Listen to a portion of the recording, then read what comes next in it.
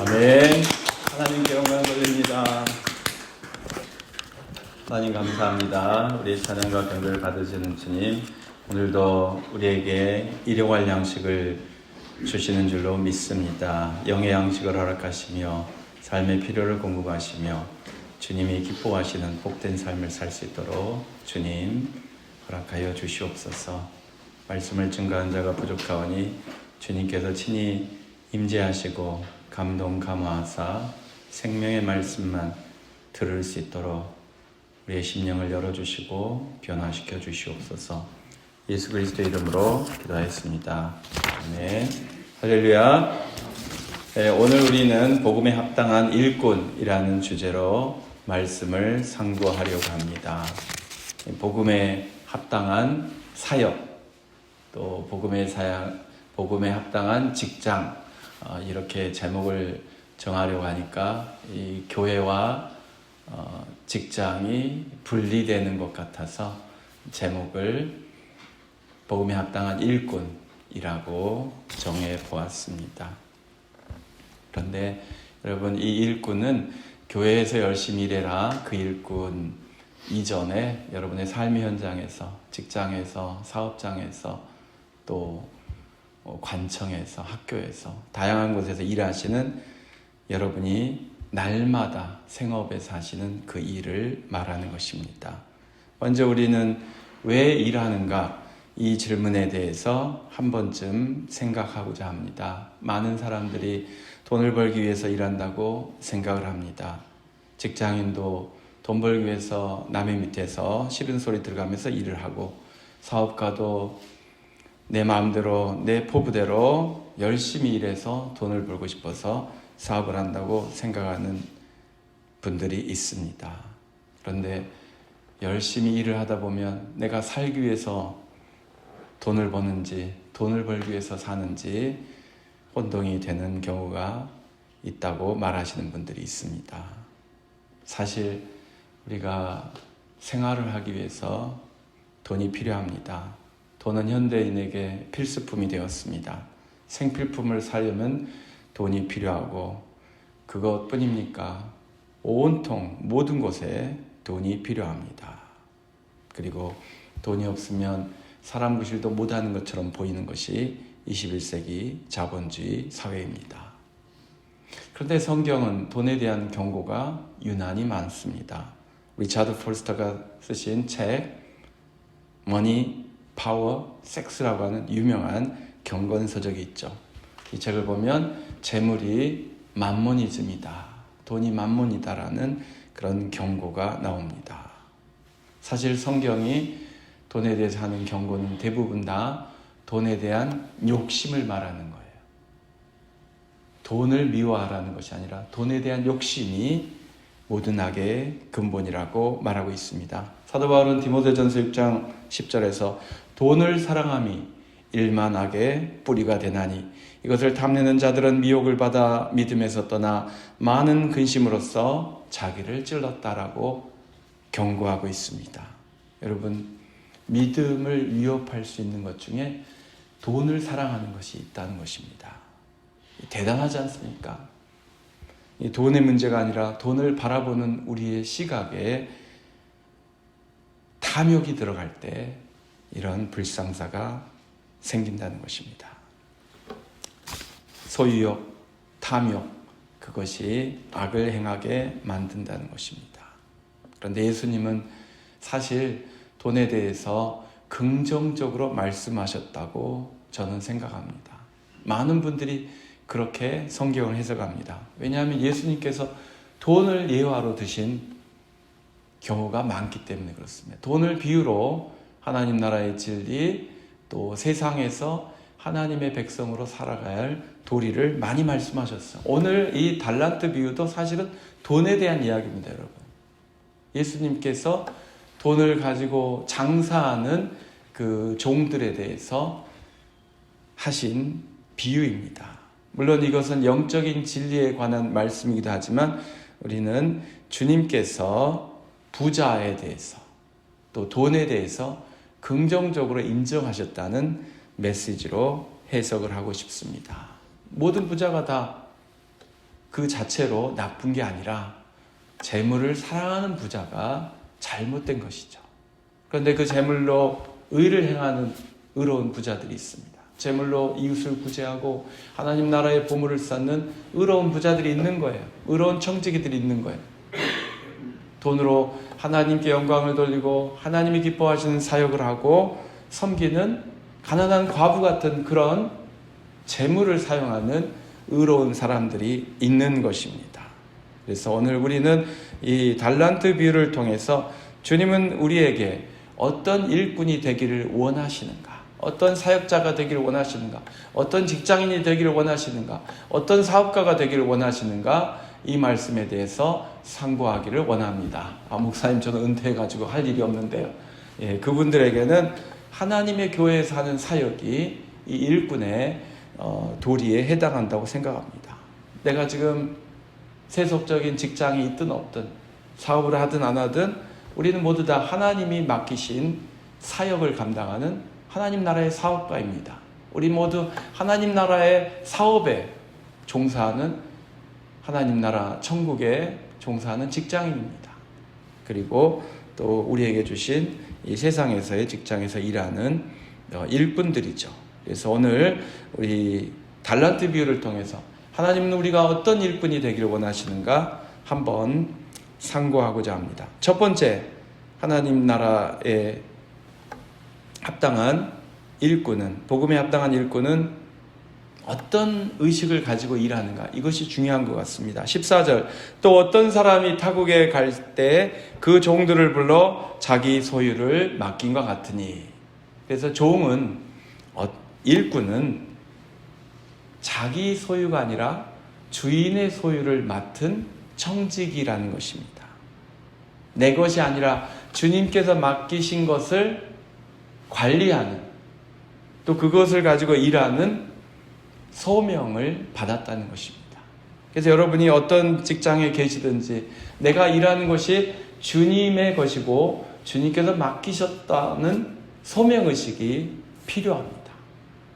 복음에 합당한 일꾼은 내가 가진 것이 내 것이 아니라는 것을 고백하는 종입니다.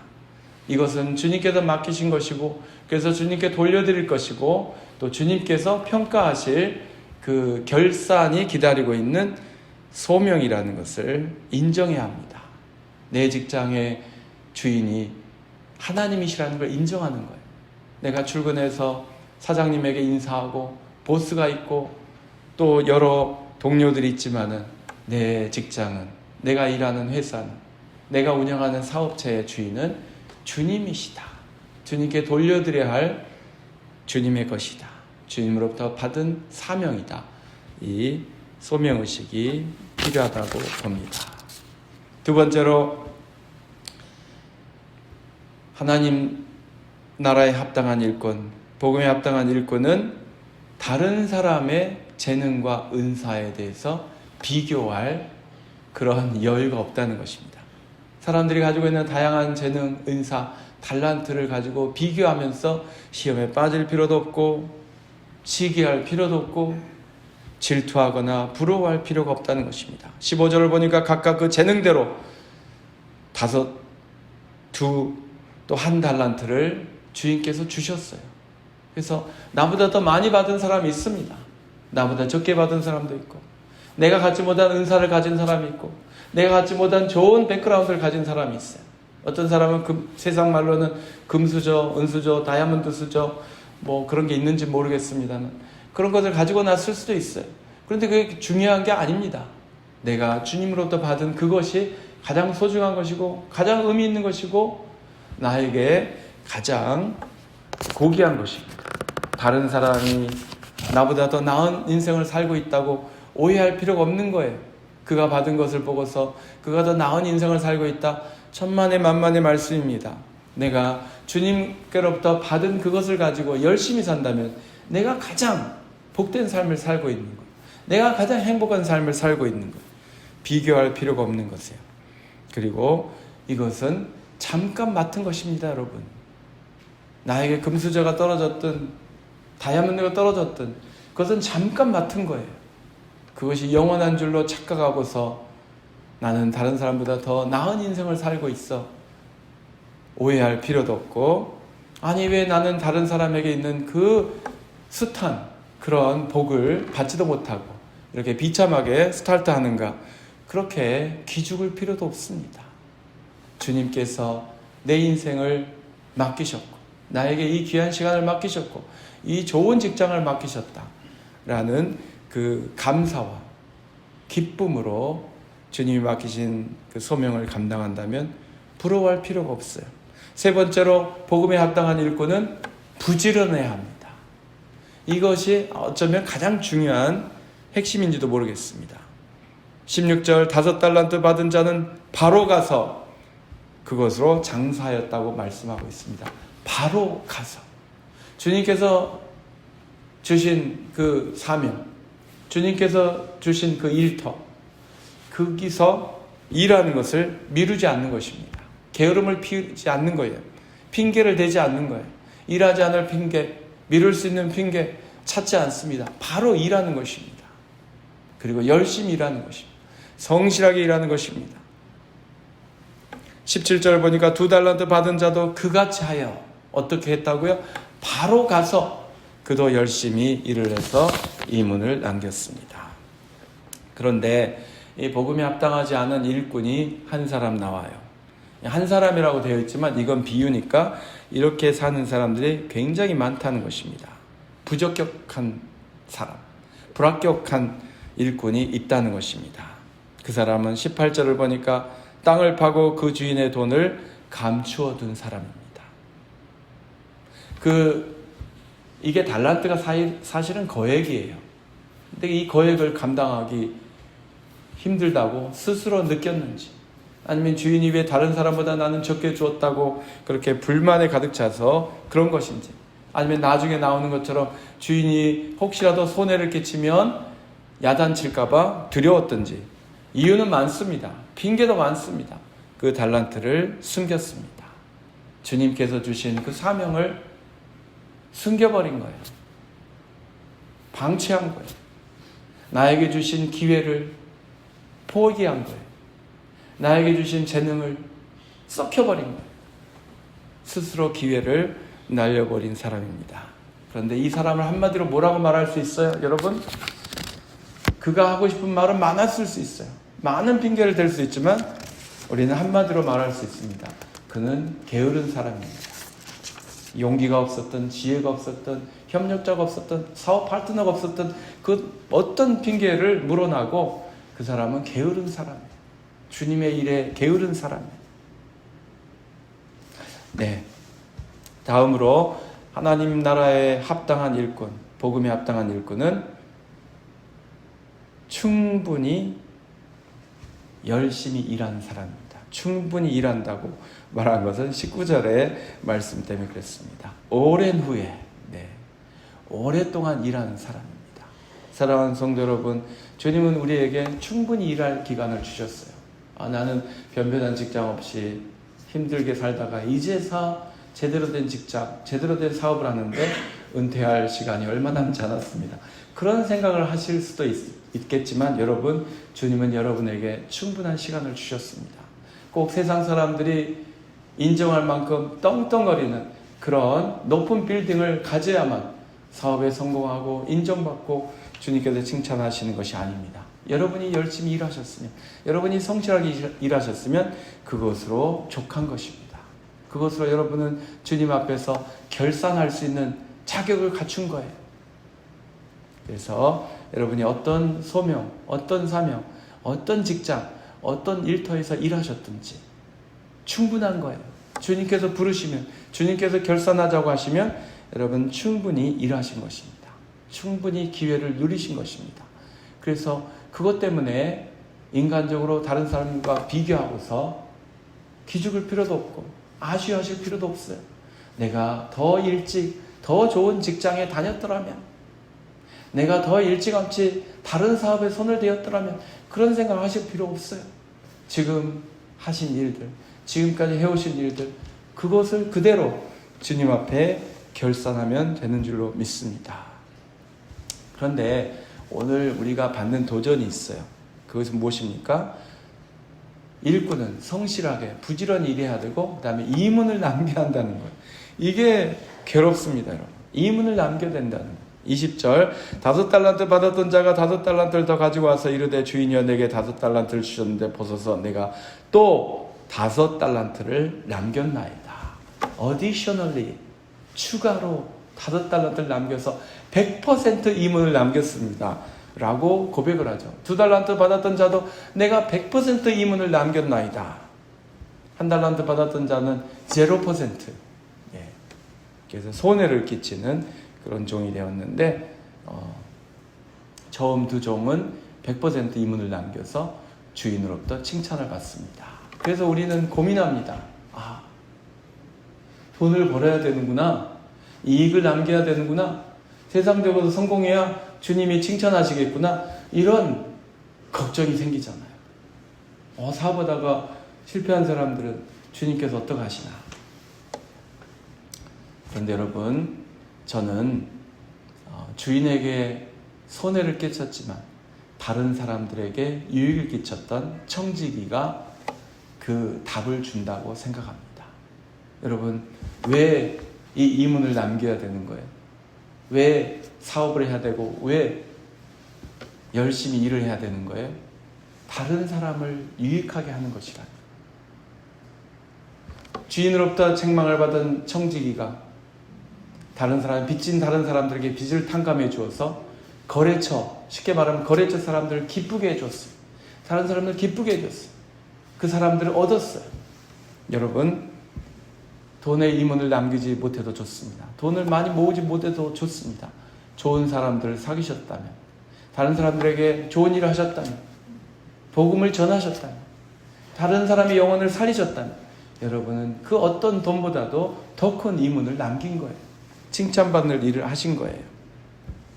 그리고 일꾼은 자신의 수고의 결실을 주인에게 돌려야 하는 존재입니다. 자신이 수고했지만 수고한 그 결실을 주인에게 돌려드립니다. 주인께서 5달란트를 주셨는데 5달란트를 남겼습니다. 주인님 받으십시오 라고 돌려드리는 것이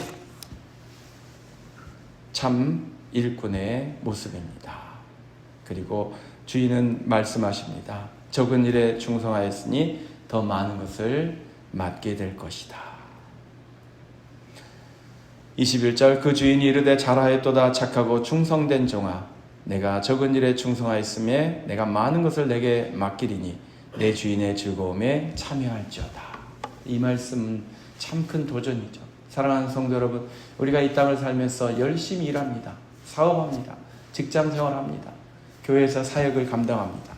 그런데 오늘 이 예수님께 하신 비유의 말씀은 우리에게 그 모든 것이 무엇이었다? 테스트였다 라고 말씀하시는 거예요. 우리가 이 땅에서 열심히 일하는 것이 하나의 테스트라는 거예요. 그래서 이 관문을 잘 통과한 이들에게 주님께서 뭐라고 하십니까? 요한계시록을 보면 나와 함께 세세토록 왕노릇하리라. 이 땅에서 열심히 주님께서 주신 사명을 감당하고 열심히 사역을 감당한 종들에게는 왕노릇하는 그런 영원한 사역을 주시는 거예요. 영원한 기쁨의 사역을 주시는 거예요. 그런데 그렇지 못한 자들에게는 주님께서 무서운 말씀을 하시죠. 네. 그래서 오늘 이 말씀을 통하여 우리는 하나님의 일꾼, 복음에 합당한 일꾼의 모습을 살펴보았습니다. 이 주님의 말씀을 통하여 우리가 일하는 곳이 우리의 일터가, 그리고 오늘 우리가 교회에서 감당하는 이 사역이 어떤 의미가 있는지 몇 가지 정리해 보았습니다. 첫 번째, 우리의 일터는 하나님께서 주신 축복의 장이라는 것입니다. 여러분의 직장, 사업장, 그리고 교회에서 하시는 사역은 하나님의 축복입니다. 이것을 통하여 나의 필요가 충족되고 나에게 기쁨이 임하는 것입니다. 두 번째로 우리에게 주신 일터는 내가 다른 사람들을 축복할 수 있는 축복의 현장이라는 것입니다.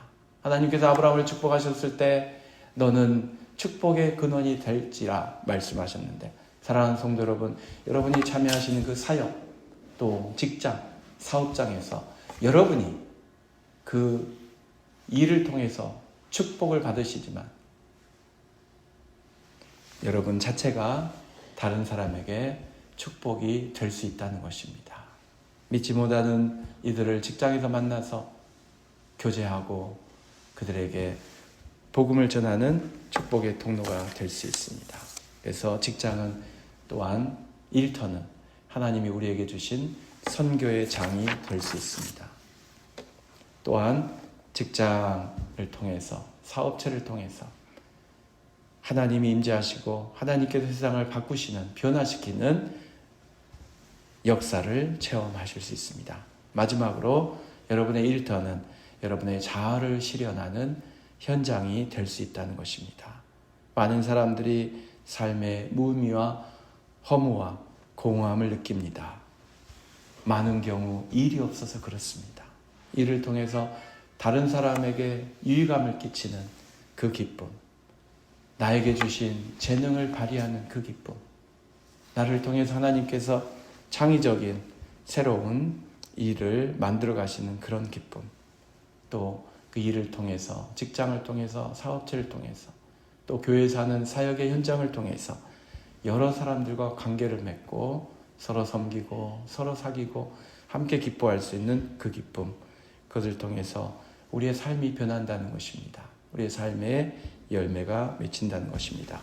폴 스티븐스라는 분이 계세요. R. 폴 스티븐스라는 분이 Marketplace Theology, 일터 신학이라고 하는 책을 펴내셨습니다. 이 책에서 이분은 많은 멋진 말씀을 하세요.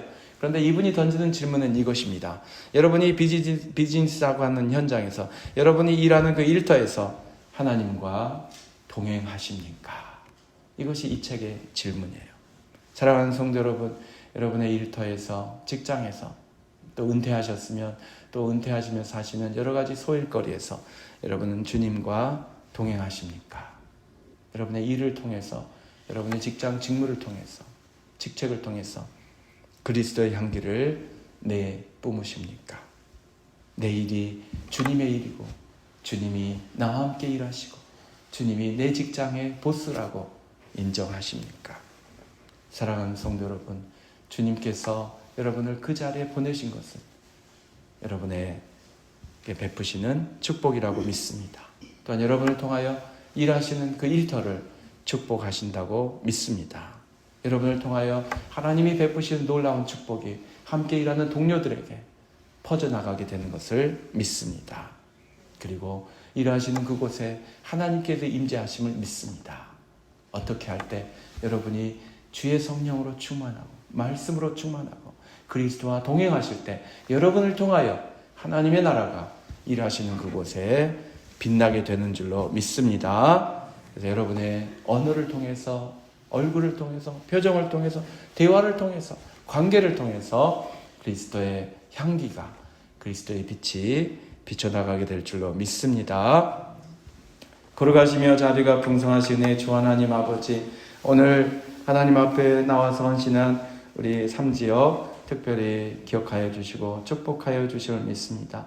오늘 주님의 전에 나와서 기도하며 찬양하며 하나님을 경배하는 모든 성도들에게 하늘의 신령한 은혜와 은사와 능력으로 충만케 하여 주심을 믿습니다. 하나님 아버지, 우리가 또 이 땅을 살면서 필요한 것들을 우리의 일터를 통하여 공급하여 주심을 감사드립니다.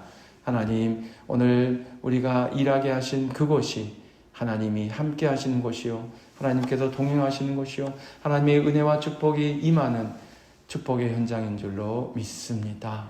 오 하나님, 오늘 만나는 모든 이들에게 그리스도의 사랑을 증거하며 그리스도의 기쁨을 표정으로, 언어로 표현할 수 있는 저희 모두가 되게 하여 주시옵소서.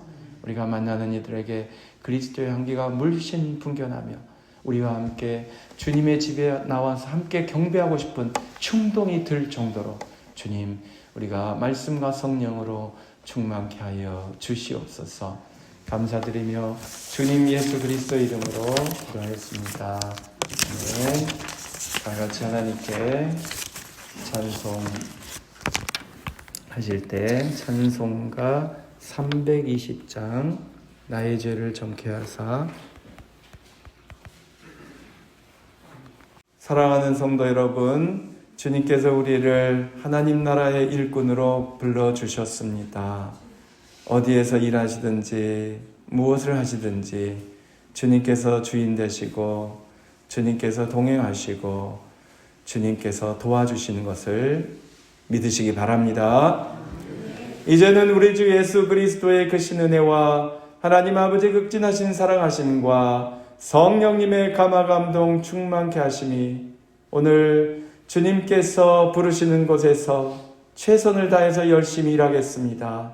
주님, 우리의 일하는 곳에 임하여 주시고 영광 받아 주시옵시고 풍성하게 축복하여 주시옵소서. 간구하는 하나님의 자녀들 위해 이제로부터 영원토록 항상 함께 계실지어다.